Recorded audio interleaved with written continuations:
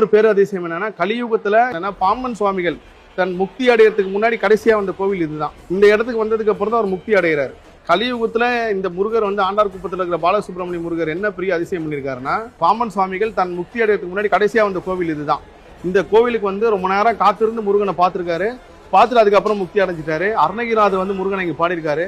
திருவானந்த வாரியார் இந்த முருகனை பார்த்தோன்னே அந்த அழகுல மயங்கி ஒரு பெரிய முருகர் பாட்டு இங்க பாடியிருக்காரு. அப்பேற்பட்ட பவர்ஃபுல்லான இடம். இன்னொரு இந்த கோயிலோட பெரிய சிறப்பு என்னன்னா, பழனிமலைக்கு அப்புறம் முருகர் 3 விதமான காட்சிகள் எங்களுக்கு கொடுக்குறாரு. காலையில பாலசுப்ரமணியரா காட்சி கொடுக்குறாரு, மதியானம் இளைஞரா காட்சி கொடுக்குறாரு, மாலை வேலையில வயதார முதியவரை போய் காட்சி தருகிறார். இந்த 3மே என்னால உணர முடியும், நாங்க பார்த்துருக்கோம் அப்படின்னு சொல்றாங்க இங்க இருக்கிற மக்கள். இப்ப நாங்க பார்த்த நேரம் இளைஞர் தோற்றத்தில் இருந்தார் முருகர். அதுலயும் அவர் அந்த பூவெல்லாம் விலைக்கு அந்த கையோட பார்க்கும்போது அந்த உணர்வு மிகப்பெரிய ஒரு இதுதான். முருகர்னால அழகு. அது இந்த முருகர் ரொம்ப அதிகாரத்தோட கெத்தா ரொம்ப ஸ்டைலா இருக்காரு இந்த முருகர். இந்த விஷயத்த மக்கள்கிட்ட சொல்லணும், மக்கள் அதை இங்க பார்க்கணும். மக்கள் இந்த கலியுகத்துல முருகப்பெருமானை எப்படிலாம் கொண்டாடணுன்றது நம்ம அது ஒரு கருவியா இருந்து செயல்படுறது இறைவன் கொடுத்த ஒரு பெரிய பாக்கியம்.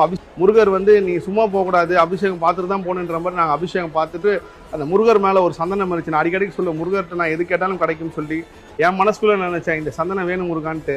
இப்போ நான் என்ன நினைச்சாருன்னு தெரியல, எடுத்து ஃபர்ஸ்ட் வச்சுட்டாரு. அதுக்கப்புறம் இல்லை இது எடுத்து அவர்கிட்ட கொடுங்கன்னு கொடுத்து அமிச்சாரு. அப்போ ஏற்பட்ட கருணை உள்ள தெய்வம் முருகர்.